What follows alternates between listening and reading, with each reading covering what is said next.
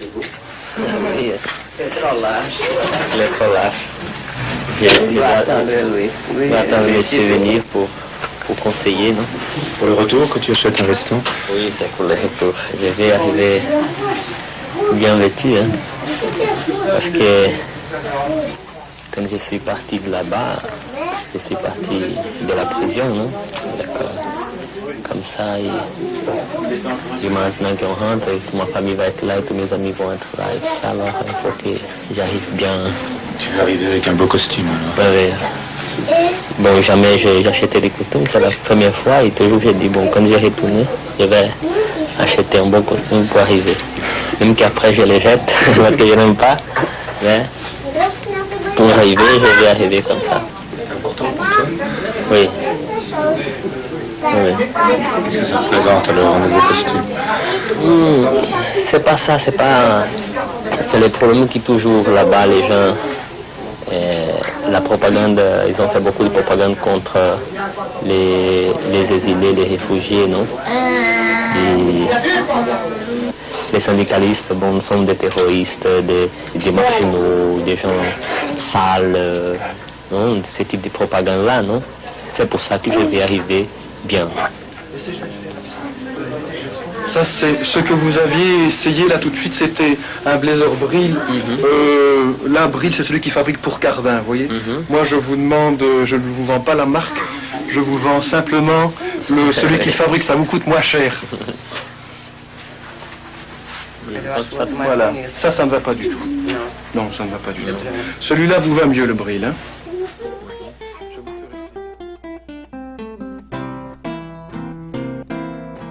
Chegados no trem do oeste, Paraná, Goiás, Rio, Minas, serranias e Nordeste e sacoleiros Brasleste. Domesticoleiros, pedreiros, anarco-sindicalistas, direitas oportunistas, diletantes radialistas. Formigueiro, sol se espalha, Antônio Agu, pura festa, cavalo, homem que passa e camelo que retalha.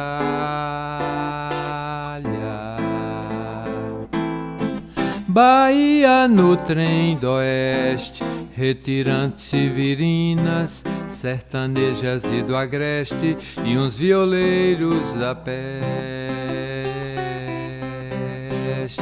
Domesticoleiros, pedreiros, anarco-sindicalistas, direitas oportunistas, diletantes radialistas. Formigueiro, sol se espalha, Antônio Agu, pura festa, cavalo, homem que passa e camelo que retalha.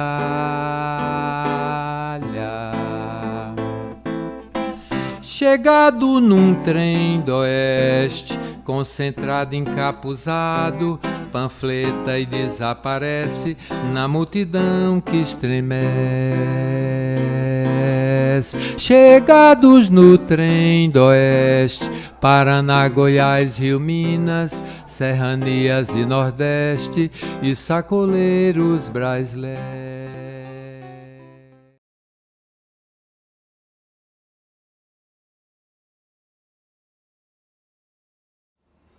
Talvez os metalúrgicos de Osasco jamais tenham tido oportunidade de reviver momentos de embate político tão enriquecedor quanto a ocorrido em 62 e 68, nem mesmo durante os anos de 78 a 80 ou após a abertura democrática. Eu tinha intenção, eu tinha uma intenção. Como historiadora, eu me senti na obrigação de procurar as raízes. Contar as raízes, contar do movimento da Santa Marina, que era muito ligado ao Osasco, como está aí no meu livrinho, né? E a minha intenção é que a partir desse trabalho viessem outros trabalhos, outras pesquisas. E depois, onde estão esses operários, quais são as fábricas e tal, o que os anarquistas de Osasco contavam. Falta um trabalho sobre anarquismo em Osasco, não é? Eu levantei o Rossoni Mas tinha outros, o jornal da época, se for pesquisar jornais de 1910 em diante, você vai encontrar vários movimentos, não é? E os anarquistas. Você vai encontrar em Osasco, por exemplo, poucas pessoas agora para te contar.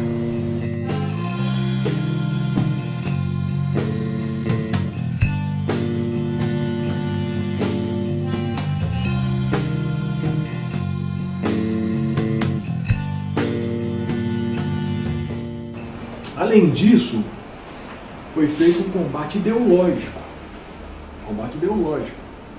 Um dos jornais mais lidos pelos operários, eram notícias populares na época ainda, que tinha notícias de crime, etc., mas também eram os jornais que tinham as melhores coberturas sindicais, de movimentos operários na base e tal. E esse jornal, sobretudo, começa a fazer uma campanha sistemática contra Osasco, depreciando a imagem da cidade fora e dentro. E passou a ser linha do NP toda semana. Pela hora, na época, eu fiz um combate sistemático ao NP, que eles falavam de crimes que aconteciam em Osasco. Então Osasco virou a sede da violência. Além de ter mais crimes mesmo, a região como um todo, que eram atribuídos a Osasco, e também era linha do NP, da ditadura, etc., durante anos seguidos, de colocar matérias infamantes.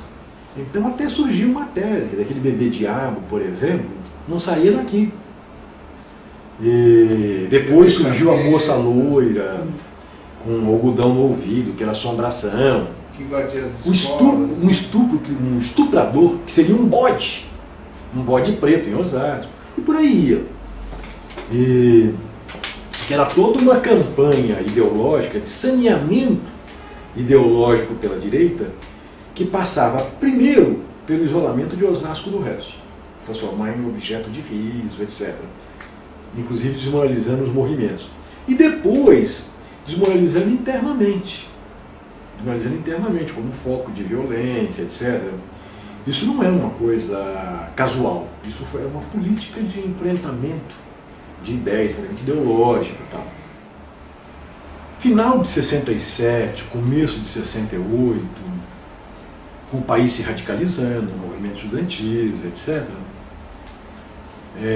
A esquerda querendo ganhar Osasco, a esquerda inteira veio para Osasco, né? Todas, né? AP, não sei o quê, trotskistas, né? Todo mundo querendo nos ganhar, que era o lugar que tinha movimento operário. Agora, todos eles tinham uma linha para o movimento operário. Em 67, eu estava já na prefeitura, mas houve eleições no sindicato e a oposição sindical, que organizou a Chapa Verde, a chapa de oposição ao presidente, a diretoria, que na época era presidida pelo Enos Zamorina, né? Que a Chapa Verde é presidida pelo José Ibrahim. O Barreto não fazia parte da chapa, aí já era um apoiador, já tinha saído do quartel, etc. E graças, sobretudo, à nossa força dentro da Cobrasma, porque nas outras empresas a gente perdeu a eleição, praticamente empatou, mas na Cobrasma a gente conseguiu uma maioria tão significativa que a Chapa Verde conquistou o sindicato. E Ibrahim, com 19 anos, acabou chegando à presidência. Mas a base da nossa chapa era a comissão de fábrica da Cobrasma. E eu fui indicado, né, como o encabeçador da chapa. Eu como presidente da comissão de fábrica da Cobrasma. Então, e aí foi uma batalha essa eleição, porque era a primeira oposição sindical que surgia no país de forma organizada e com condições, né, de ganhar a eleição. E por outro lado também, né, o fato da oposição sindical metalúrgica de Osasco ter se fortalecido tanto dentro dessa perspectiva de comissão de fábrica, de organização pela base, isso inspirou outros setores também a se organizar da mesma forma, né? Então esse negócio de Osasco, estou falando do ano 65, 66, foi muito importante, marcou a resistência dos trabalhadores contra a ditadura militar, né? Pela liberdade sindical, contra a legislação do acordo salarial, contra a lei antigreve, né? Pelas liberdades sindicais no geral.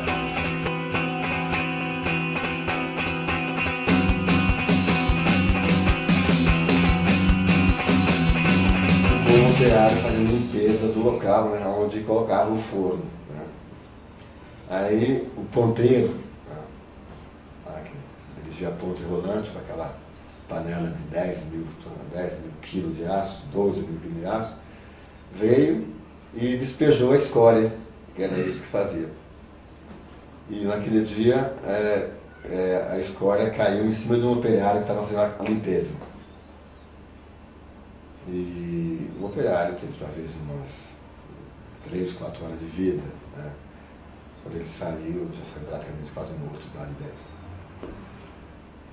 Aí no dia seguinte, na hora do enterro desse companheiro, a empresa paralisou. E não me lembro mais ou menos que hora que foi o sepultamento dele, mas era fora de horário, né?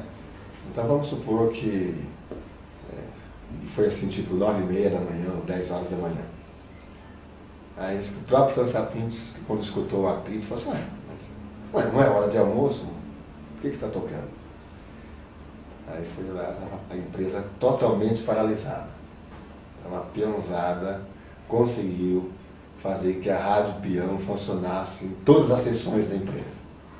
5 minutos no sinal de protesto contra a morte do companheiro e em memória da morte do companheiro.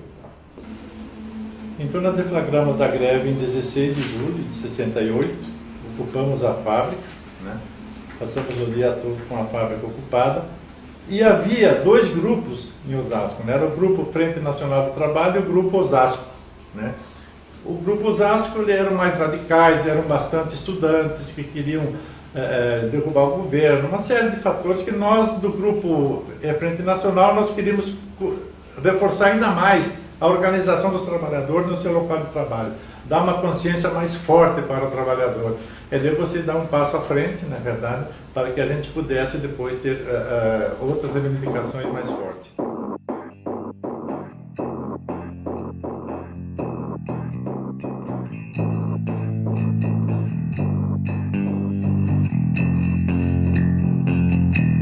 Começamos a ter uma participação também na comissão de fábrica que se organizou na Cobrasma, mas a atuação principal aí no primeiro momento foi com a criação de um grupo de teatro que a gente criou entre os operários da Cobrasma, que foi o GOTA, Grupo Osasquense de Teatro Amador.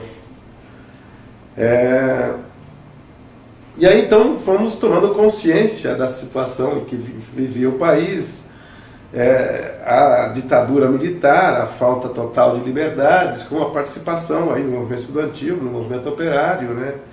Sindicato inicialmente sob intervenção, inclusive, a gente trabalhando, organizando a comissão de fábrica na Cobrasma, porque não tinha muito espaço no sindicato, e já tínhamos também toda uma crítica à estrutura sindical, à forma como os sindicatos eram organizados, a ausência de uma organização dos trabalhadores nos locais de trabalho. Por isso que a gente partiu para a organização da comissão de fábrica, contando inclusive com o apoio do Dr. Albertino, que estava na sessão de pessoal, saindo da sessão de pessoal, quando também tomou consciência dessa situação de exploração toda em que viviam os trabalhadores, né, através da Frente Nacional do Trabalho. Aí fomos tomando consciência dessa situação toda. No movimento estudantil, em 66, a gente criou também o Círculo Estudantil Osasquense, porque aquela vida sob a ditadura, aquele inferno terrível, né? Então foi legal criar o céu para sair um pouco do inferno, né?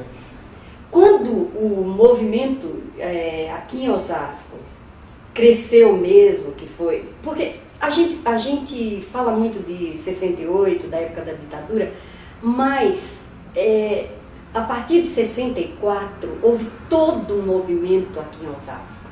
As pessoas não se acomodaram, as pessoas mais conscientes não se acomodaram, e elas se reuniam, ficavam se organizando todo o tempo, principalmente os estudantes e alguns operários que também eram estudantes, como era o caso do Roque, do Espinosa, do Barreto, de todo esse pessoal, né? Como em todas e quaisquer cidades, a escola era o lugar em que se entrava em contato com ideias novas, com novas teorias, uma nova visão de mundo. E a fábrica, onde havia a fábrica, era o lugar que se ganhava dinheiro. E a diferença entre Osasco e outras cidades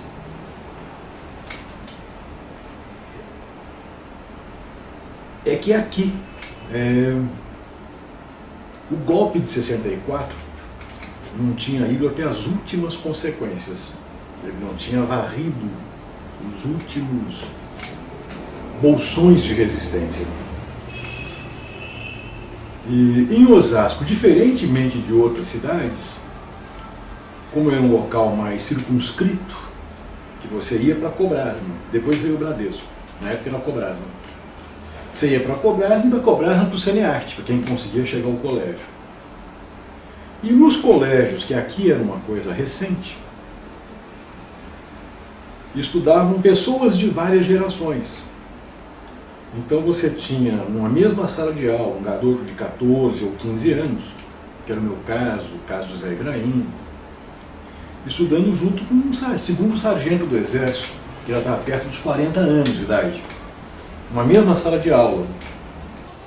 O Barreto, por exemplo, ele panfletava ali, em frente à minha casa, morando na Campesina, ele panfletava Eternite, Cobrasma, aquilo todo. Em frente à minha casa era um mato. Ele atravessava aquele correndo e vinha para minha casa. Ficava ali, tomava um lanchinho, eu dava aula à noite, ele entrava no carro, ia atrás, no carro. O Clós desviava para uma rua escura, parava o carro, ele descia do carro, eu ia para o ginásio, ele está chegando no ginásio 5, 10 minutos depois que eu cheguei. Nunca chegaram a ver o Barreto, nem lanchando lá em casa, nem chegando depois da panfletagem. Ele se escondia muito, né? Foi quem morreu com o Lamarck.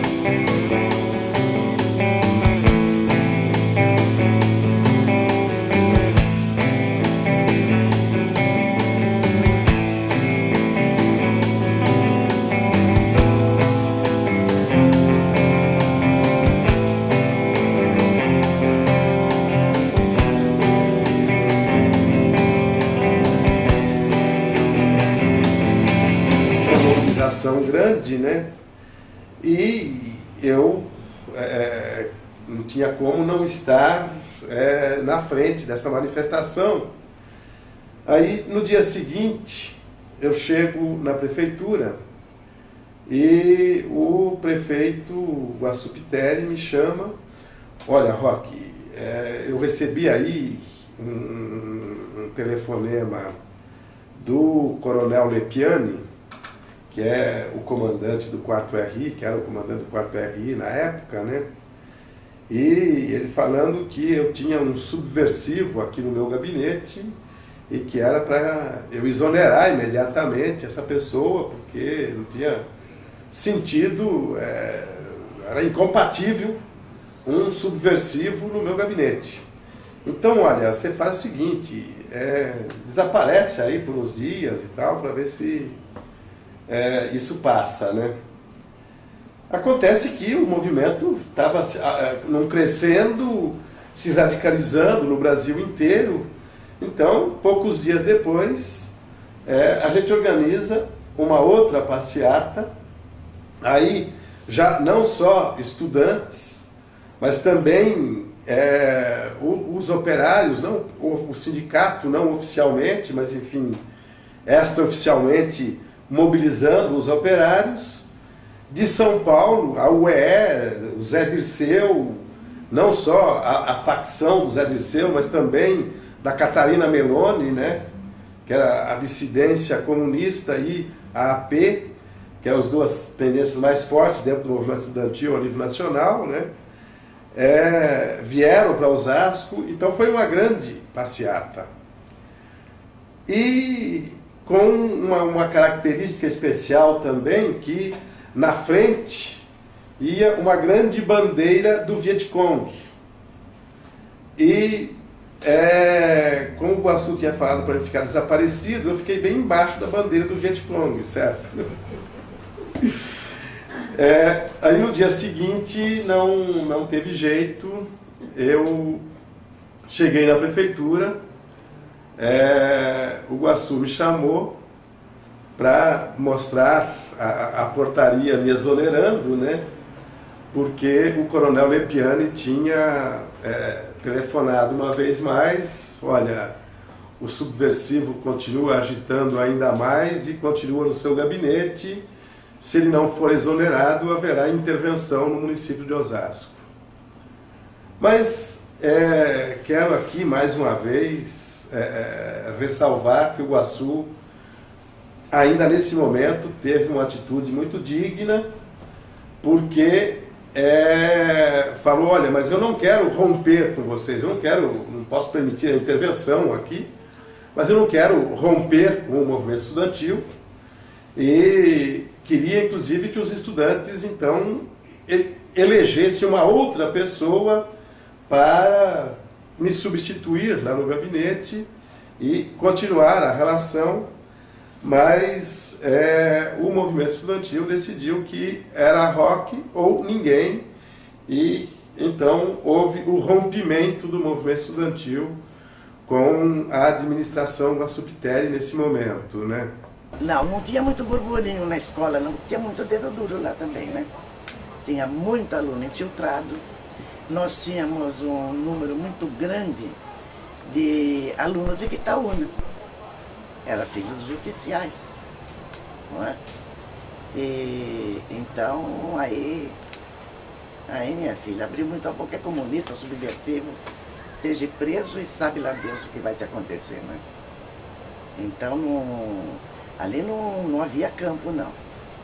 Não havia campo, não. Quando muito, um cochicho, uma rodinha, um grupinho, mas sala de aula, ninguém vai abrir a boca, ninguém vai falar. Porque o risco de você fazer alguma coisa assim era acusar os outros alunos, os que já tinham saído, os que estavam na clandestinidade, os que estavam na ativa, entende? Qualquer coisa já fala: olha, CNA, tal, né? Eles sabem, pega fulano que vai contar. Mas nós não sabíamos. Tanto é que com o Gabriel, desde 64, eu fiquei 20 anos sem conversar com o Gabriel. Quando o Gabriel reapareceu em Osasco, ele não me procurou. Nem eu a ele. Nós ficamos longe um do outro. Nem de longe. Porque a sensação que nós tínhamos é que alguém estava esperando o encontro dos dois para dar uma dura ali, ver o que conseguia tirar, né? E você sabia quem estava na clandestinidade? Você sabia os alunos que estavam... Alguns eu sabia. O Nanias, por exemplo. O Mário Nanias. E alguns se mataram, né? Alguns se mataram. Maravilhoso Zanardi. Aquele. O Zanardi. O Zanardi foi aluno brilhante. Sérgio Zanardi. Brilhante. Aquilo foi uma loucura. Minha pressão é muito grande. É um horror. Tanto é que ele estava tão desesperado que ele alugou um apartamento em frente ao DOPS. Na clandestinidade. Foi lá, se meteu na frente do DOPS. Tal. Depois tudo bem, ele foi para casa, estava tudo tranquilo. E quando ele se matou? Por quê? Não sei. Agora, o Zequinha foi assassinado, né? Muitos foram assassinados. O Nanias, que não sabia da minha vida, não sabia de nada, não tinha acompanhado a alfabetização nem nada. O Nanias, muitos anos depois, ele me contou, ele foi levado para Recife e em cima de uma telha de alumínio, tomando choque e pulando ali em cima para falar alguma coisa sobre mim. E ele não sabia nada. Ele não sabia nada. Eu me fechei em cocas. Não queria saber de ninguém e ninguém sabia de mim. Pois o movimento intersindical anti-arroxo. Eu ia sendo preso em Campinas, que o Ibrahim fretou uns ônibus e nós fomos para lá, sabe? Para uma assembleia lá. E lá eu fiz uma poesia. Isso. As andorinhas foram embora da sua terra natal, porque elas já previam um terrível e grande mal. Lei do fundo sem garantia e arroxo salarial. Quando eu terminei essa poesia, a polícia me fechou. Eu estava saindo, me fecharam. Aí o Ibrahim entrou no meio, me puxou pelo braço, me pôs lá num canto, me cercaram para a polícia não me levar.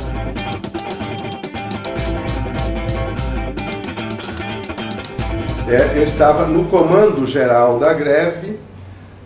Por exemplo, a gente tinha decidido que no dia 16, 15 para as 9 da manhã, haveria um toque extra da sirene, né, da Cobrasma,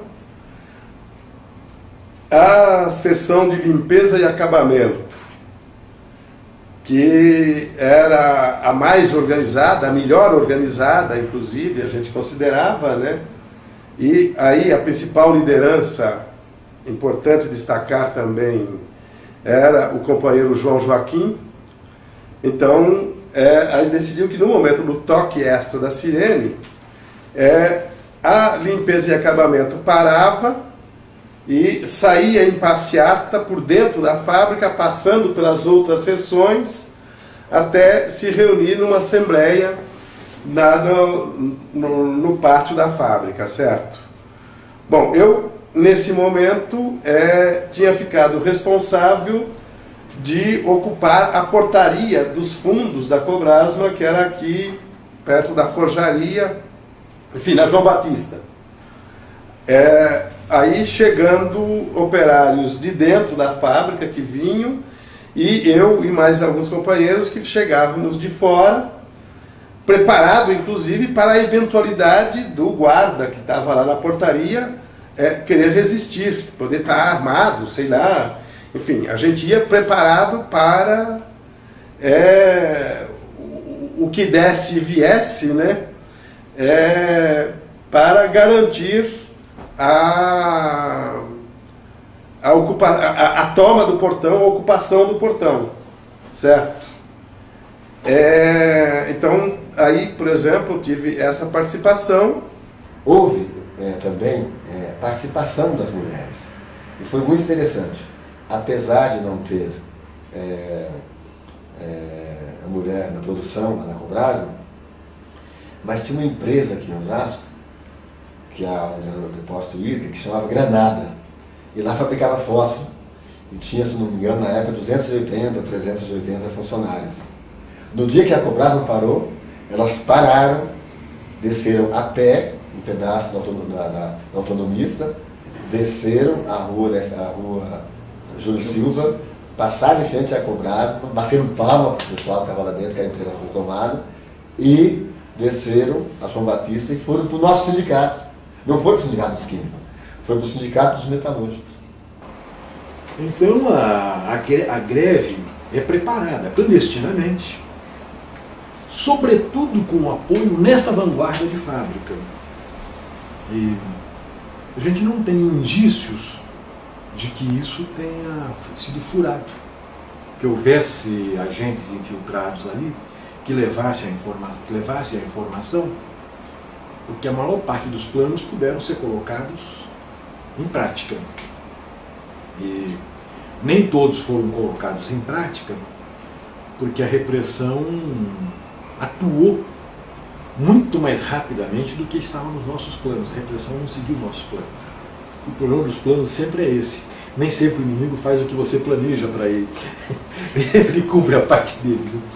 Então, todos esses fatores nos levou a deflagrar a greve.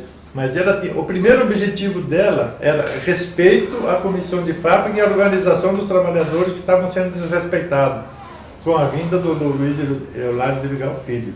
Né, isso coloca, entendeu? E a segunda seria a melhoria de salário, na verdade, e a terceira, questionar o salariado do governo militar e até questionar o próprio regime militar. Né? Ele tinha esses três objetivos. Né? Primeiro era respeito à comissão de fábrica, segundo, né, melhoria de salário, e terceiro, questionar o regime, né, e que houvesse um período aí de democracia nesse país. Mas a diferença entre Contagem e Osasco é que a nossa foi uma greve muito mais politizada, muito mais com reivindicações políticas, né? Então a gente queria manter e expandir as comissões de fábrica, a questão da liberdade sindical, a gente dizia que só a greve derrubava o arroxo, né? Uma série de reivindicações mais políticas, né?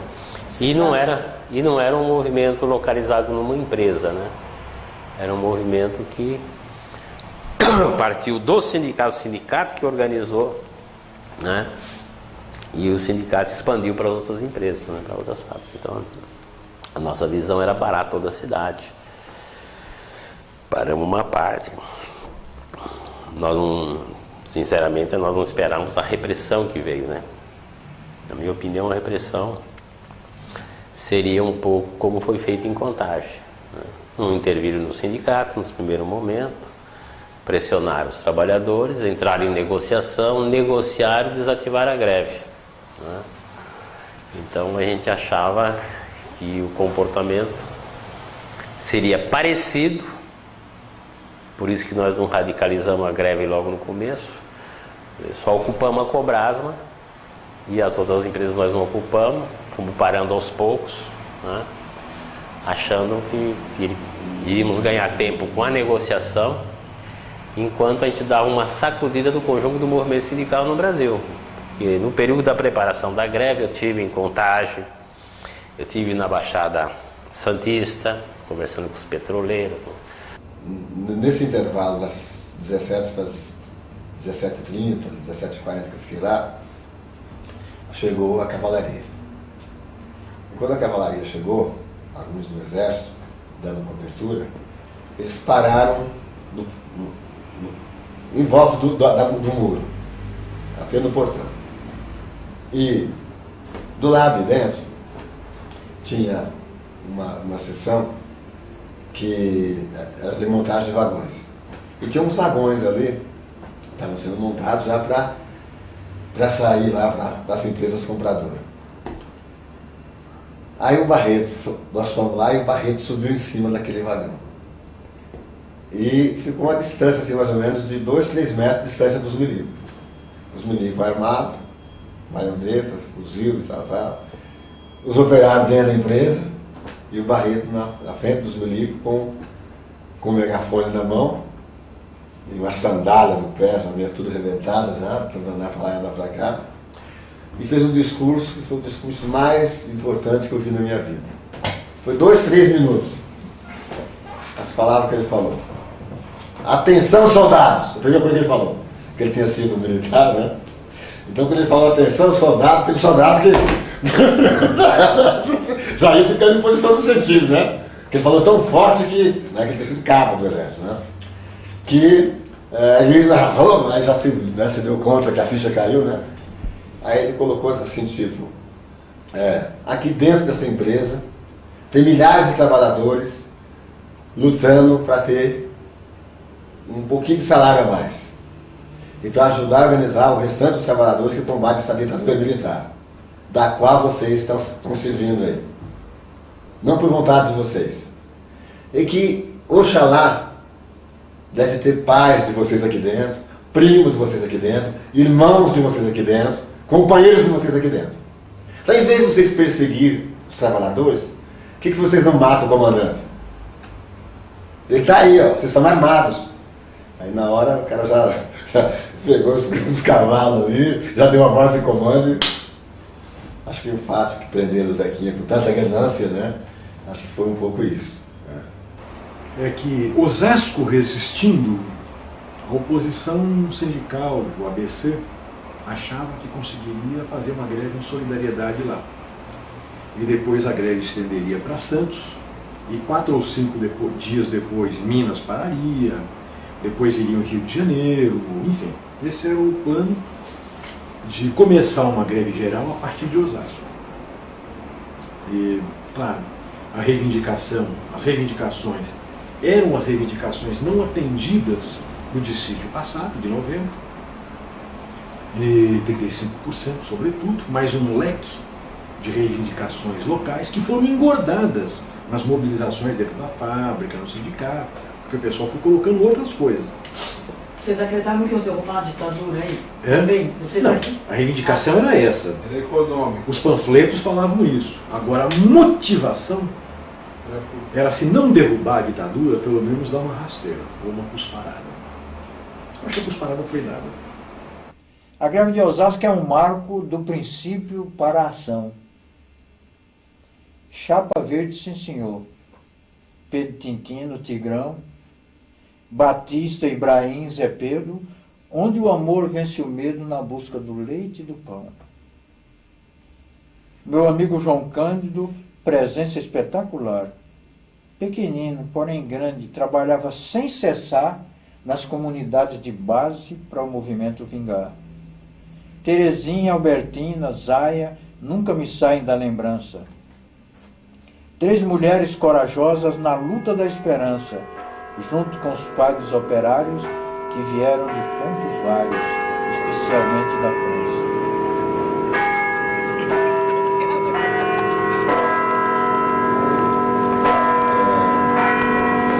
Tinham chegado, se não me engano, em 64, 65, em Osasco, uma congregação de padres por nome de MOP, Movimento Operário Pedro e Paulo. E esses padres, eles tinham o objetivo deles, eram trabalhar durante o dia e à noite celebrar a missa com a comunidade. E tinha um grupo, 3, 4 padres na Vila Holanda. E um francês, por nome de Pierre Gauthier, era ferramenteiro, retificador, um negócio assim. Trabalhava junto com Joaquim Miranda na Braseixos. E ele era assistente do grupo, que o Grafo falou, Ação Católica Operária. Ele que dava assistência espiritual para o grupo. Aí, esse padre ele ajudou o Joaquim a organizar, no segundo dia da greve, que parou organizar a paralisação. O Roque, Ibrahim, tinham as suas turmas. Mas foi aí onde a gente começou a participar fortemente das comunidades eclesiais de base. Isso foi forte na nossa vida. Que os líderes, os padres religiosos, quem que eram? Os padres operários, geralmente. Quem que eram? Padre Emílio, Padre Pedro Vautier, Padre Paulo Cherdel, que tem a rua dele. Domingos Barbé. Padre Rafael. Padre Rafael, claro. Claro. Imaculada Conceição. Eles são padres operários porque eles eram padres. Trabalhavam na fábrica com a gente. Os padres franceses eram todos operários. Trabalhavam na fábrica com a gente. Mas ninguém sabia que eles eram padres. Aí, no dia seguinte, ia ter uma reunião lá no 18, em solidariedade aos presos e a família dos presos para distribuir alimentos. E lá vai o Groff, lá naquela reunião. Albertina, a esposa do Cândido. Groff do céu, você já pensou o risco que você está correndo aqui? Eu falei, mas daí? Ué, eu tenho que continuar a minha vida, não vai interromper minha vida porque eu fiquei preso lá e torturado. Mas de onde veio essa sua consciência? Da fábrica? Essa consciência veio da ação católica operária, das comunidades eclesiais de base, porque eu não frequentava os grupos do Roque, do Ibrahim, esses grupos mais ferrenhos, eu não frequentava. Nós frequentávamos a turma que veio da França, os padres operários com as comunidades. Você lia o quê? Você lia o quê? Qual era a sua leitura da época? A minha leitura da época era Princípios para a Ação, era meu livro de cabeceira. O Princípios para a Ação do L.J. Lebré. Padre Lebré. Eu não sabia da gravidade daquela coisa. coisa, daquele momento. Não, eu não sabia. Eu não sabia. Eu não sabia que aquele abraço era um abraço de despedida. E era um abraço de despedida. Tem mais beato em altar de igreja do que beleza lá no meu sertão. Gente que reza para Deus melhorar, depois esquece de se ajudar. Gente que aceita que o destino é coisa feita, não vê que é hora de tudo mudar. O que eu peço ao meu povo é luta, é guerra santa para tristeza tanta.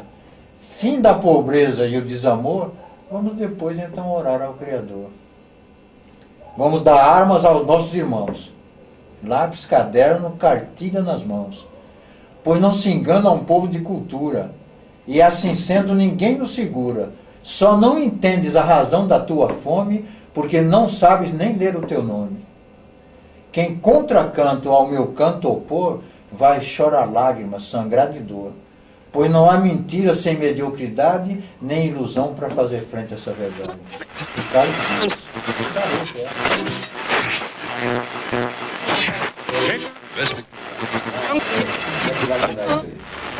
E aconteceu um fato interessante que eu quase me furei muito de verde e amarelo, não sei porquê, né?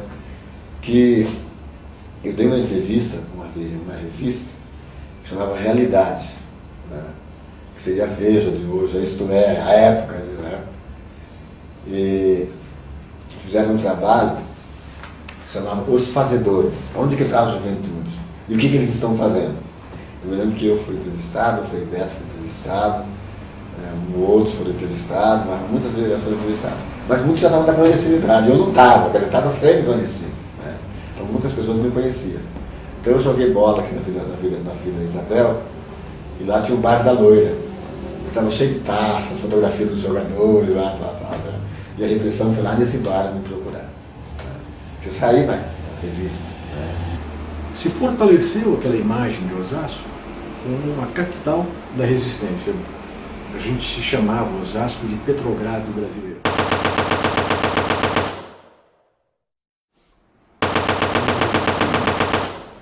Mas quando a greve acontece, eu já estava militando nessa organização que viria a chamar VPR. E foi por meu intermédio, inclusive, algumas pessoas que já tinham discussão com a organização, como o Neto entrou nos dias da greve, o Ibrahim entrou alguns dias depois, que acabaram entrando. E Osasco, com isso, acabou oferecendo uma das cidades que ofereceu o maior número de quadros para a luta armada em São Paulo. Sobretudo para essa organização que seria a VPR, e depois vai Palmares. Olha, contatos meus com a VPR, ou que o pessoal que veio a ser a VPR, que na época era o pessoal ex-sargento, o pessoal que tinha sido expulso do Exército em 64 e tal, não sei o que, isso aí vem desde 65, que eu tinha contato com eles, né? Mas tanto eles se organizaram melhor para fazer ação armada e tal, e como nós nos organizamos melhor na questão da luta de massa em Osasco, foi tipo a partir de 67. Que aí a gente já tinha um vínculo mais forte com a organização, que depois veio a ser a VPR. Nessa época era MNR, Movimento Nacionalista Revolucionário. Participei de algumas ações armadas e participava inclusive da organização da ação para a tomada do 4º Regimento de Infantaria, onde estava o Lamarca. Aí pegou em arma? Chegou peguei, a pegar peguei, e participou de peguei.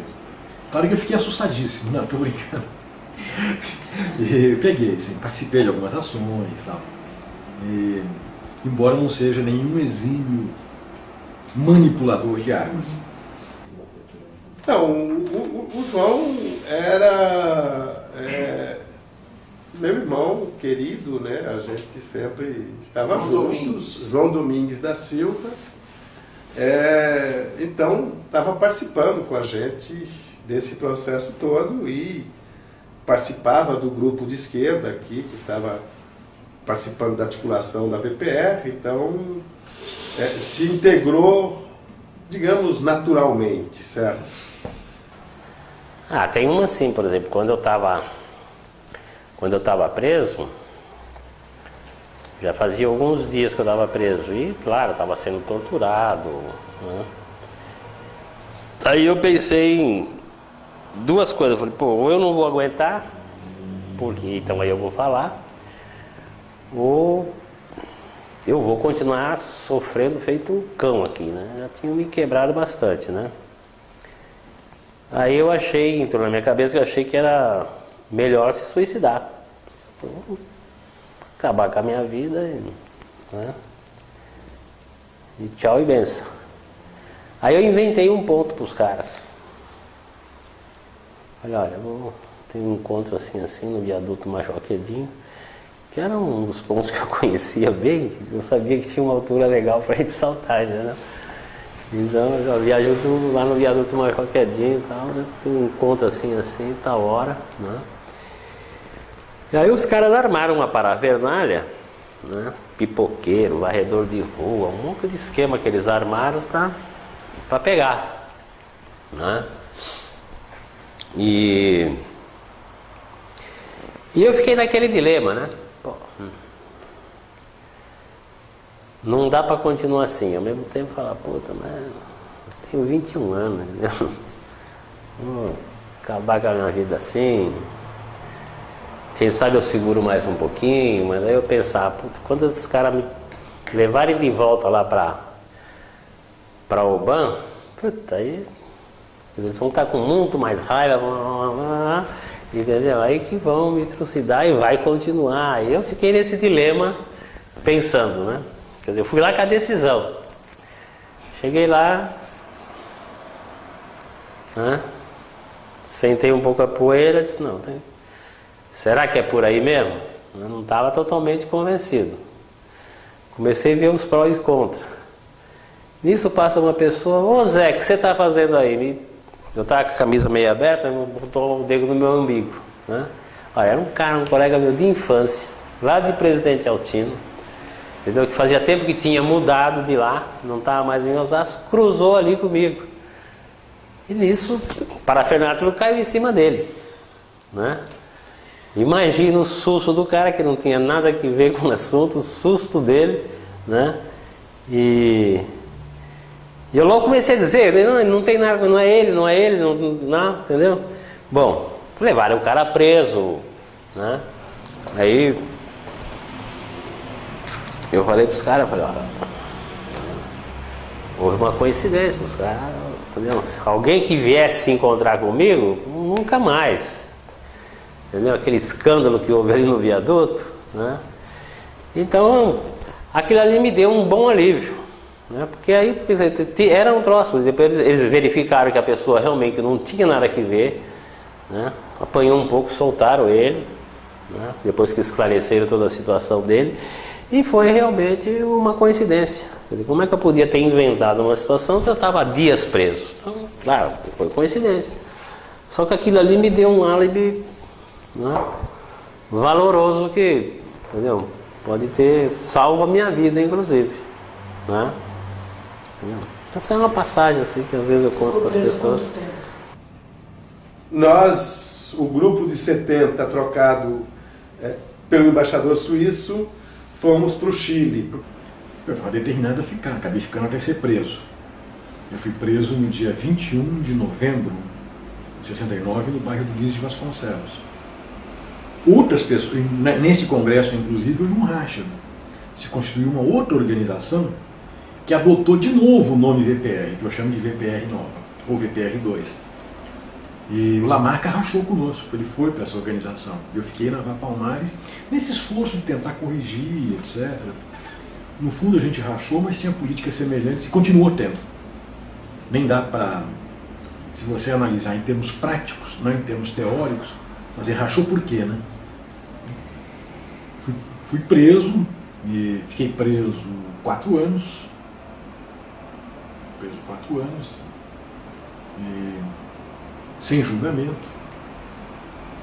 Fui julgado 3 anos depois, está em liberdade, em 1977. Você foi preso em alguma tentativa, alguma ação? Eles localizaram a casa em que nós estávamos e cercaram e tal. Fomos presos na mesma casa, 3 pessoas.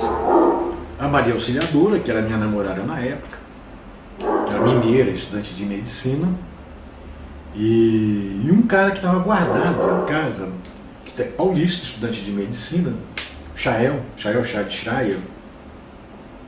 E o Chael foi morto na tortura.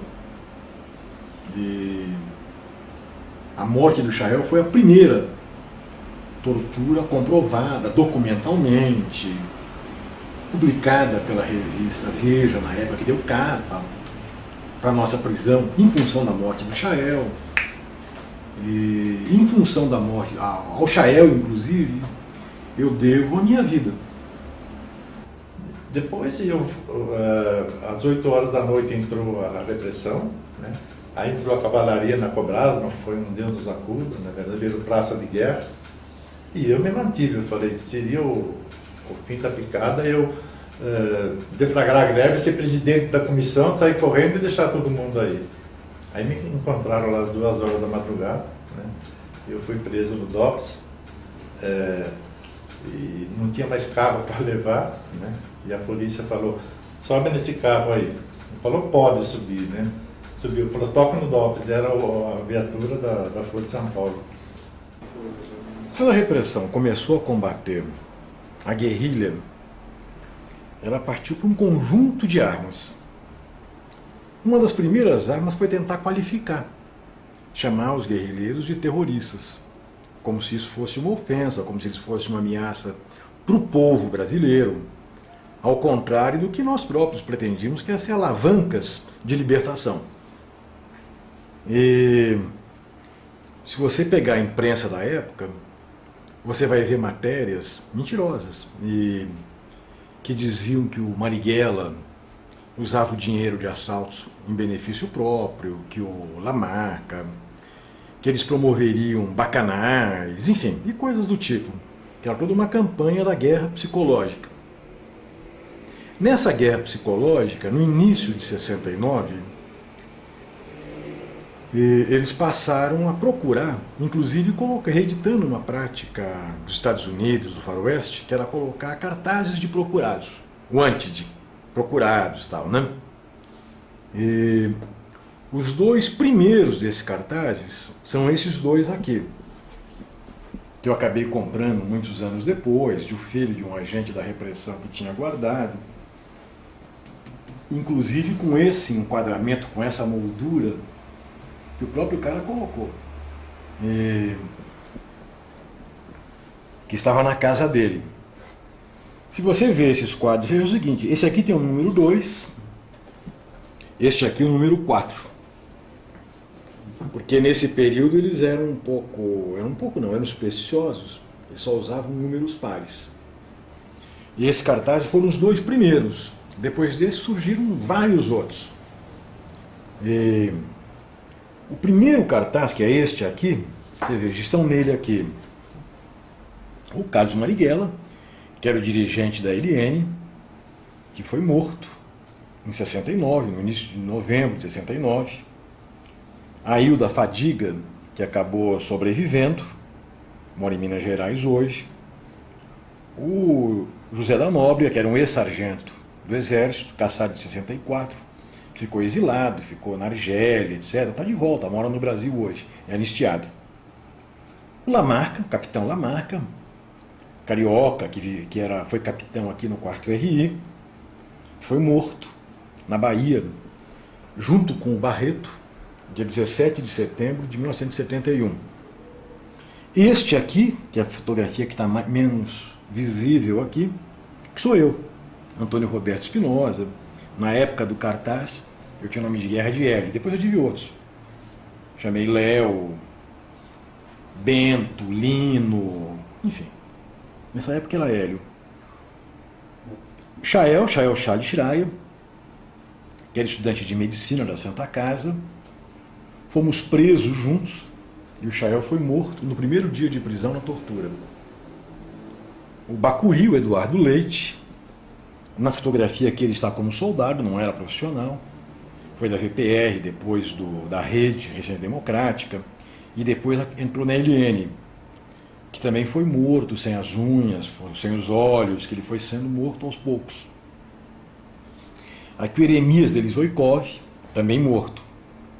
O segundo cartaz publicado, que saiu em seguida, 2 ou 3 dias depois. E aqui você tem vivos a Renata, o Jamil, o Ladizas Dalbo, o Sidney de Miguel, e os vivos são esses 3. E aqui o mortos, né, o Arnaud Praz, o Joaquim Câmara Ferreira, que era o segundo dirigente da LN, o Mariani, que era cabo do Exército, saiu com Lamarca do quartel da VPR e depois da Palmares. Foi exilado. Quando voltou ao Brasil, morreu num acidente. O Massafume, que acabou se entregando voluntariamente à polícia. Depois, eu não sei por que motivo, se não aguentou a dor de, sei lá, se suicidou, na década de 70. E aqui o juiz, o Knapp. Bom, esses quadros eram colocados em todos os lugares, rodoviárias, bares, centros comerciais, locais de concentração pública. E isso estava, enfim, era uma ferramenta para procurar. Eu não conheço ninguém que tenha sido reconhecido a partir dessas fotografias. Mesmo porque você pintava o cabelo, deixava crescer o bigode, a barba, disfarçava. E as fotos que eles pegavam nem sempre eram as mais felizes. A minha, por exemplo, era uma foto de fotografia de carteira de estudante do CNEARC, do terceiro clássico.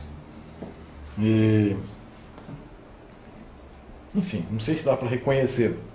De qualquer maneira, o povo também brincava com esse cartaz, que eles ficavam sem esse vidro que essa aqui tem em cima. E aí a repressão, quando alguém era morto, a repressão passava e colocava um X em cima. E meus pais, por exemplo, a gente sempre morou na Rua General Bittencourt, aqui no centro de Osasco. A pressão em casa, a polícia cercando, prendia meu pai ficou preso refém um período, para que eu me entregasse. Aí, para se livrar um pouco da tensão provocada pela perseguição policial, minha mãe e meu pai acabaram comprando um bar em frente à igreja de Osasco, a atual catedral, que era o bar do Bolinho. Aí eles fizeram questão de chegar no bar e colocar no local mais visível. E todos os dias passava um militar para verificar se os caras estavam lá. E de vez em quando para fazer as atualizações, colocar um X em cima. E andando pelo Brasil, eu viajava muito como dirigente de organização, eu sempre estava vendo nos aeroportos, rodoviárias, né? E via que eles colocavam em cima o X.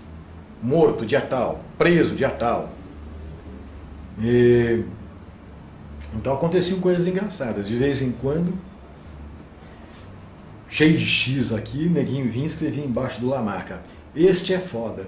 Ou seja, a repressão, esse eles não pegam, né? Vinha outro e escrevia, o negócio que eu ficava desagradado com isso, era motivo de brincadeira na organização. O Lamarca me gozava com isso, por exemplo. Vinha na minha foto e escrevia embaixo: Gerry Adriani. O Zé Campos Barreto, por exemplo, na verdade, eu respeitava profundamente. Eu não era o meu ideal, mas a gente respeitava. Ele era a única pessoa que estava amada na Cobrasma. Mas, Zé, por que você está? Por isso aqui é para minha defesa. E eu falava: fazer o quê? Fiquei, né? Mas eu respeito. Mas eu não sou adepto da guerrilha, não, né? Eu acreditava que era o caminho, porque não tinha mais... Estavam esgotadas as condições de luta legal, luta democrática, ocupar espaços e tal. E na minha cabeça, com atos 5, essas coisas todas, aqui, agora é o seguinte, tem que ir para o enfrentamento direto com esses caras, porque, né? Minha mãe sabia de tudo. Minha mãe sabia de tudo. Entendia. Minha mãe botou banquinha no Lago de Osasco para anistia. Olha, com o Zequinha, uma relação de muito amizade, né? Muita amizade nós dois. Ele frequentava a minha casa, minha família gostava muito dele, né? Eu frequentava a casa dele, nós íamos... E como nós dois éramos bastante jovens, a gente frequentava alguns lugares de festinha, de paquera, né? De coisas assim, né? Reuniões sociais, muita coisa. Ele era um cara que gostava de cantar, tocava violão, então a gente ia para umas paradas junto. Tinha amizade pessoal, né? Tinha amizade pessoal. Depois na clandestinidade nós tivemos vários encontros, né? Vários encontros e sempre assim, uma relação bastante estreita de amizade, de solidariedade, de companheirismo e tal, né? Conheço o Zequinha quando ele começou, né? Quando ele começou, que eu conheci o Zequinha. Foi praticamente eu que trouxe ele para o movimento sindical, porque ele tinha mais ligação, era com o movimento secundarista. Nós acreditávamos na Revolução, né? E a combinação da luta na cidade e no campo, luta urbana, luta rural, guerrilha urbana, guerrilha rural, era isso que a gente acreditava, né? Tanto é que teve um episódio, quando eu estava na clandestinidade, através de um amigo nosso que era de Osasco, mas que ele não era do nosso grupo, ele era da LN, do Marighella, né? Ele buscou um contato comigo, dizendo que o Marighella queria falar comigo, né? Aí eu fui para a conversa com o Marighella. A gente se encontrou aqui no centro de São Paulo. E a conversa dele, para resumir, era assim, que eu escolhesse uns 20 quadros de operário de Osasco para ir treinar em Cuba, né? Eu junto. Ele achava que eu devia sair por uns tempos, que eu escolhesse 20 para ir para lá, que depois aos poucos as pessoas iam voltando para ingressar na guerrilha, né? Treinar em Cuba. Atenção, está no ar a Rádio Libertadora, de qualquer parte do Brasil, para os patriotas de toda parte. Ouçam Carlos Marighella, a locução sobre a guerrilha rural. Não se pode organizar a violência das massas para derrubar a ditadura e expulsar o imperialismo, conquistando o poder para o povo, se não se reconhece que o camponês é o fiel da balança e se a luta revolucionária não é deslocada para o campo. Deslocar a luta revolucionária para o campo significa que a direção política e revolucionária deve ser trasladada à área rural e que ali deve ser desencadeada a luta armada, ou seja, a luta de guerrilhas. Aí eu, sem pensar muito e sem consultar, porque se fosse um outro tipo de proposta, ia dizer para ele, legal, tal, mas eu preciso consultar o meu grupo, tal. Mas ali mesmo eu falei para ele, olha, companheiro, não, a nossa não é essa, não é por aí, nós não queremos sair. Tudo bem, nós estamos na luta armada, mas nós acreditamos que nós temos que organizar os trabalhadores, temos que reorganizar o movimento sindical, a revolução precisa disso. Até eu brinquei para ele, falei, pô, você conhece a Revolução Cubana, que não foi só a guerrilha na montanha que ganhou, foi o levante nas cidades e tal, né? Então nós temos que fazer essa combinação, nós acreditamos nisso, então a posição nossa não é de sair daqui, né? Então a gente tinha essa visão, né? Que era um pouco o que foi a história da Revolução Cubana, né?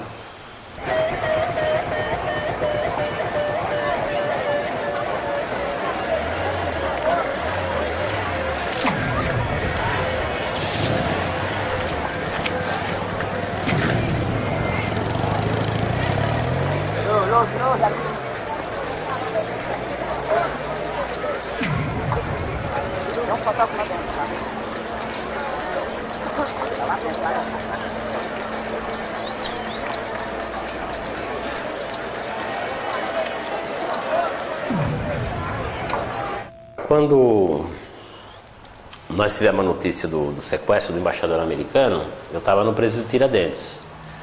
Então, eu saí da UBAN, passei um período no DOPS, era período ainda de interrogatórios, essas coisas todas. Depois, quando terminou essa fase, é que eu fui para o presídio Tiradentes, né? E aí as celas eram grandes, na minha cela tinha mais de 30 pessoas. E nós tínhamos lá um esquema, nós tínhamos um radinho, né? Que tinha uma pessoa sempre encarregada de escutar as notícias, de anotar e depois passar para todo mundo. Que era um radinho clandestino. Se a polícia pegasse, eles tiravam o radinho da gente. Nós conseguimos fazer entrar um radinho lá, né? E aí, quando saiu a notícia, lógico que se espalhou. Porra, teve o sequestro do americano. Então, período 15. Aí todo mundo começou a fazer lista. E tinha um camarada meu, que ele, como não era da pesada, ele era daqueles que tinha sido preso só pelo movimento estudantil aqui da USP, né? E era um conhecido meu antigo. A gente se conhecia desde antes. E ele chegou, e ele era o cara que circulava de cela em cela para levar coisa, ajudava a servir café, tinha alguns presos que eles pegavam para ajudar. Terrorista eles não pegavam, nós éramos considerados terroristas, a gente ficava era trancafiado, só saía para tomar sol, essas coisas assim, né? Mas tinha o pessoal da leve, que a gente chamava da leve, e o pessoal da pesada, né? O pessoal da leve e tal. Aí esse cara chegou para mim e falou assim: olha, teu nome está em todas as listas, eu também acho que você vai estar na lista, pode se preparar. Peguei para rapaz, não fala isso. Não, vai se preparando, porque ó, todas as listas de todas as celas aí, o seu nome está, né? Então, claro que no fundo eu tinha uma sensação. Por quê? Porque eu era uma pessoa conhecida, um dos poucos líderes operários preso, né, que tinha nome nacional e era dirigente de uma organização. Eu reunia algumas características que podiam levar as pessoas, né? E aí, então, quando saiu a lista, nós ficamos sabendo imediatamente quem era, quando foi publicada a lista, né? Nós tínhamos um radinho. E aí foi uma festa, né? A sensação de que você... Ao mesmo tempo dava aquele frio na barriga, né? Pô? Você está numa lista, e se pega o embaixador. O que vai ser desses caras que estão na lista, né? Não precisava ser muito... Se mata o embaixador, se os caras encontram e não confrontam, os caras pegam e matam o embaixador. Claro, nós vamos... Não é?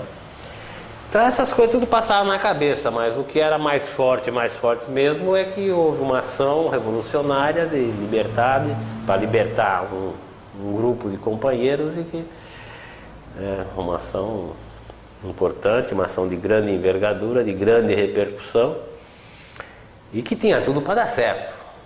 Então a gente jogava de que, pô, vai dar certo esse negócio, né? Estou falando do friozinho da barriga que dava lá no fundo, né? Mas... E no dia que tiraram a gente para levar para o Rio de Janeiro, tal, também foi uma festa no presídio, aquele puta aparato para vir buscar a gente, o pessoal cantando Internacional, né? Fazendo uma festa de despedida mesmo, né? Mas bem vibrante, foi legal isso aí. Meu nome é José Ibrahim, sou brasileiro, operário, fui dirigente sindical, presidente do Sindicato Metalúrgico de Osasco até 68, quando a ditadura militar no Brasil interviu no sindicato que eu dirigia, por motivo de uma greve operária que nós fizemos devido à política salarial do governo. Fui preso no dia 2 de fevereiro de 1969 e fiquei preso até o dia 5 de setembro, quando fui libertado pela ação revolucionária de sequestro do embaixador americano no Brasil. A gente sabia que podia ser Argélia ou México, No fim resultou de ser o México. Aí nós ficamos horas e horas lá no Galeão. Daqui de São Paulo nós fomos pro Galeão. Horas e horas lá. Esperando, tinha impasse, né? Tinha toda uma coisa que estava nos bastidores, de vai ou não vai. Um setor das Forças Armadas que não queria, outro setor achava que tinha que aceitar as exigências. Então isso aí foi um período assim, muito tenso lá no Galeão, até que nós embarcamos, né? E aquele avião que está aí atrás é o Hércules 56, que foi o que levou a gente até o México. México ficamos um tempo lá, não podia ficar. O governo mexicano dizia que era só uma questão de humanismo, que nós estávamos lá, que receberam a gente, mas que a gente não podia ficar. E aí o Fidel botou um avião à disposição para a gente ir para Cuba. Aí o grupo todo foi para Cuba.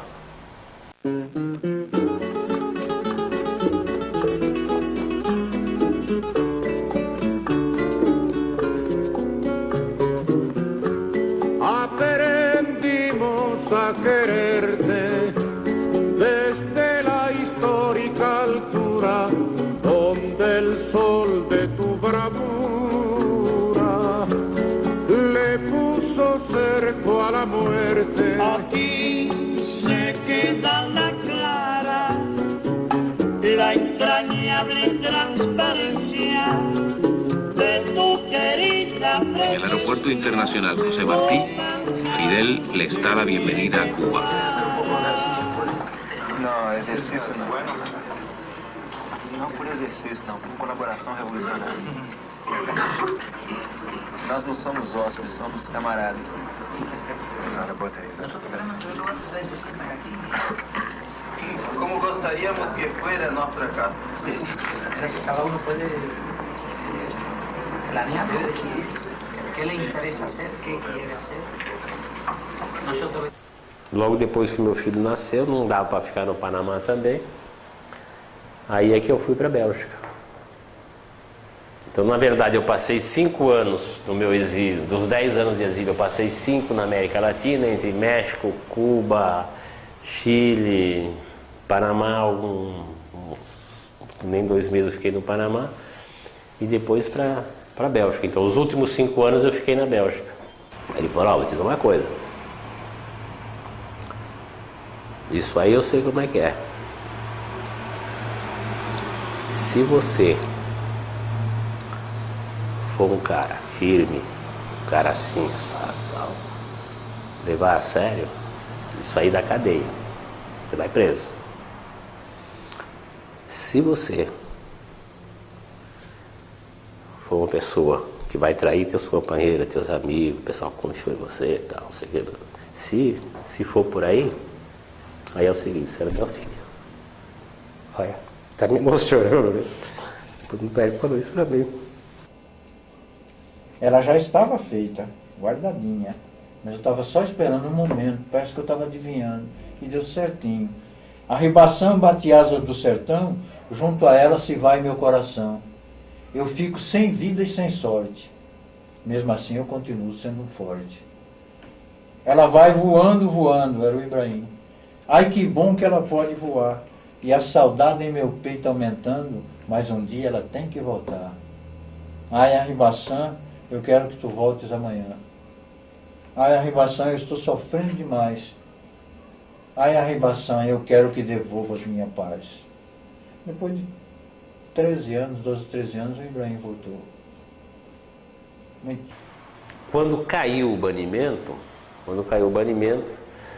os contatos que eu tinha aqui, um deles era o Idibal Piveta, que participava do movimento de Alicia e era meu advogado. O Piveta que era meu advogado.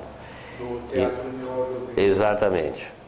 E o Piveta, eu conversei com ele por telefone, ele me ligou, estava junto com a minha mãe, ele e minha mãe, me ligaram.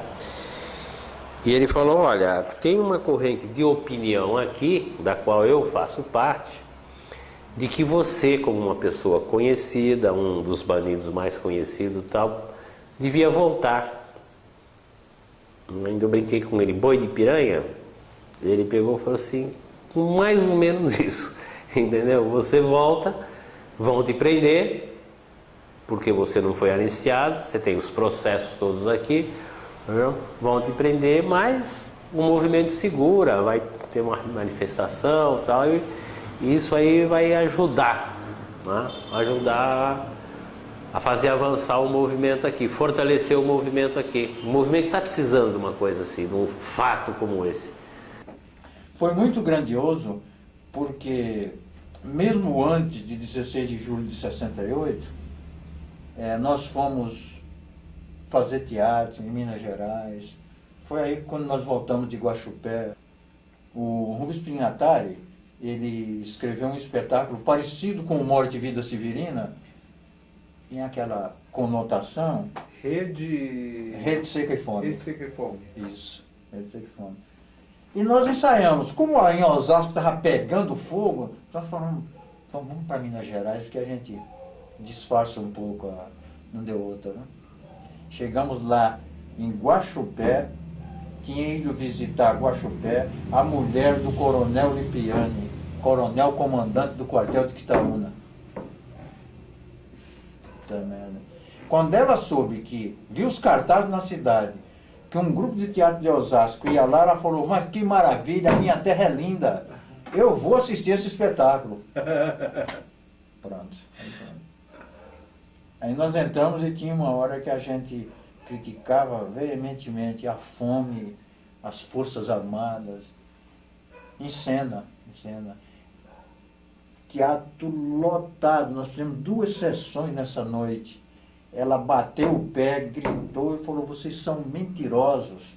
Saiu do teatro, o primeiro telefone que ela encontrou lá fora, ela passou a mão e ligou para Quitaúna. Não deu outra, né? No outro dia, nós voltamos para Osasco, chegamos aí em frente à Imaculada, todo mundo preso. Inclusive eu que estava junto. E a comissão dos 10 foi trabalho de inspeção, refeitório, prêmio de insalubridade e o prêmio de produção. Valei-me Nossa Senhora, se mandasse alguém embora, a turma virava o cão. Estudantes universitários se uniram aos operários e a ditadura tremeu. Muitos então foram mortos, deram a vida por amor. Gritaram para o mundo inteiro, defendendo os brasileiros, e a nossa história ficou. Muitos intelectuais vieram em nossa defesa, na coragem da esperança, na esperança e na certeza. A igreja com ação e prece, para que a gente tivesse o sagrado pão na mesa. Osasco tem características bem... Né? Por que não aconteceu isso em outros lugares? Por que só veio acontecer coisas interessantes do ponto de vista do movimento sindical, né? Praticamente 10 anos depois de São Bernardo? Ali se juntaram outras características que, no caso, juntou em Osasco naquele período. Foi um período da resistência. São Bernardo começa a surgir no período da abertura. Osasco foi o período da resistência. Mas que, na minha opinião, marcou o que seria o movimento sindical e operário depois. Acho que Osasco, com toda a repressão que houve, muita gente até hoje discute, né, se foi um movimento derrotado ou foi um movimento vitorioso, né? Mas de qualquer forma Osasco foi um marco, deu referência ao movimento sindical operário a partir daí. Foi a primeira grande resistência contra a ditadura militar, né, partindo dos trabalhadores. Antes era a resistência dos intelectuais, era a resistência da imprensa, era a resistência dos artistas, né, o movimento estudantil um pouquinho mais para frente. Mas a primeira resposta dos trabalhadores contra a ditadura, para dizer que não estavam de acordo, que queriam melhores salários, que queriam liberdade sindical e tal, foi Osasco. Como é que o Exército se acha no direito de fazer o que fez, dizimar aquela juventude daquela maneira? Será que não havia uma forma de diálogo? Não podia ter dialogado com essas pessoas? Primeiro, não é questão de coragem, é questão de organização. É bem diferente, né? Que a organização bem feita, ela supera a coragem. E a nossa organização no local de trabalho era um referencial. Se nós não tivéssemos 4.500 trabalhadores acreditando na gente, é evidente que nós não teríamos coragem e nem como pensar em desencadear um trabalho dessa natureza. Agora, que Osasco é referência até hoje, não se fala muito em luta operária sem falar da greve de Osasco, não, é referência até hoje, entende? Então não morreu. Ora, Roque, a geração de 68 era uma geração generosa e solidária, né? Poucas vezes na história nós tivemos uma geração como essa, né? Você que é um dos presidentes. Olha, é bonito ouvir até você dizer isso, né? Porque realmente a Rizomar está aqui sentindo também, vivendo também neste momento o que eu estou sentindo, né, que é um motivo de muito orgulho para mim, e acredito que para muitos daquela geração, quem viveu mais intensamente aquele momento, né, porque foi uma geração que se entregou por inteiro, cada um se entregou por inteiro a uma causa. E que era uma causa que tinha como aspiração a liberdade, uma causa libertária, uma causa de justiça, de igualdade, de fraternidade, de carinho, entende? Agora, para realizar esse sonho, não importava que sacrifícios implicasse. Então, é realmente, para mim, um orgulho muito grande ser dessa geração. Ninguém tinha ilusão de vitória, não. Ilusão de vitória não tínhamos. Nós tínhamos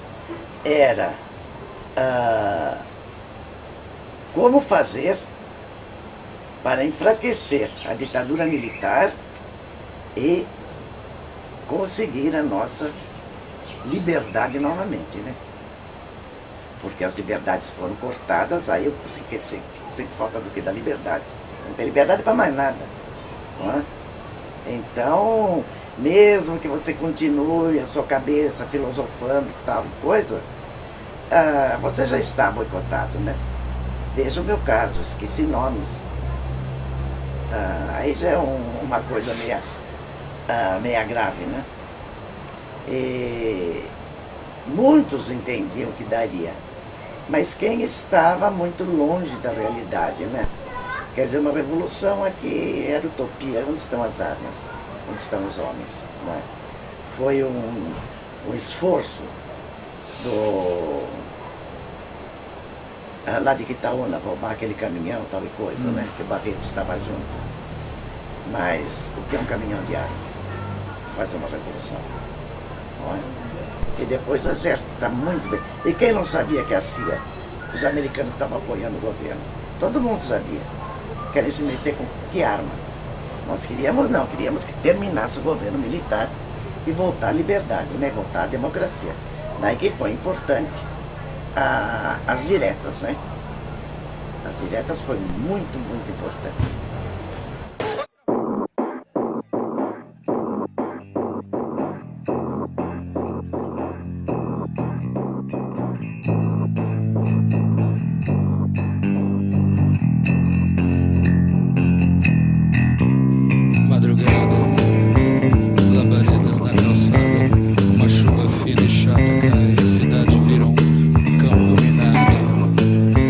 Com propinas, meu trabalho quer circular.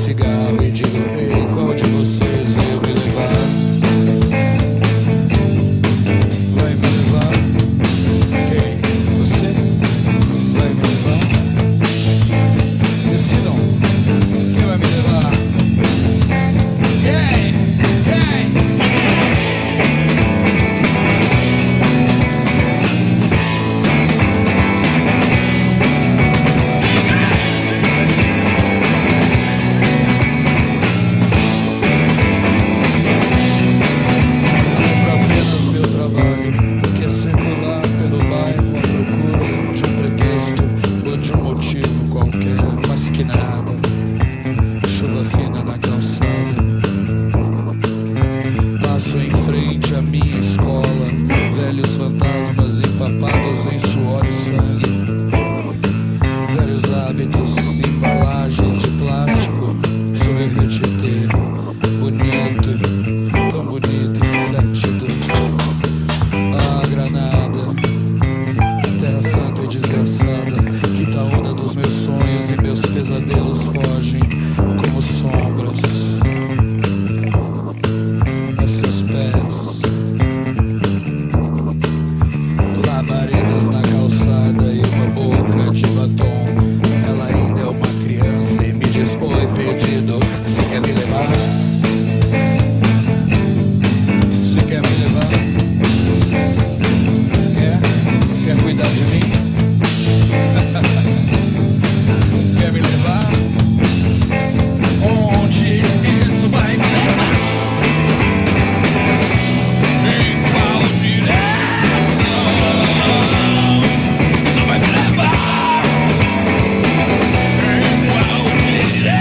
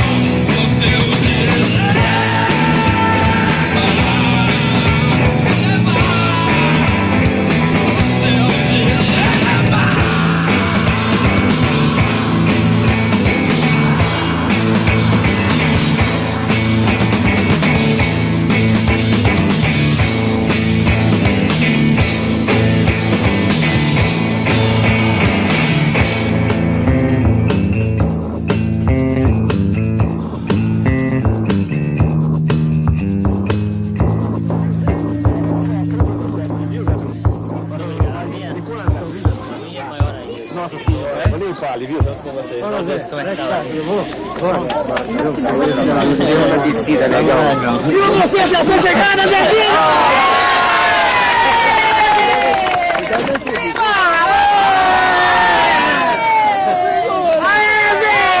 Aujourd'hui, je revis tout ça. Et bon, je suis ici maintenant avec ma vieille. Non, elle a jamais elle a arrêté de lutter pour mon retour, pour l'amnistie.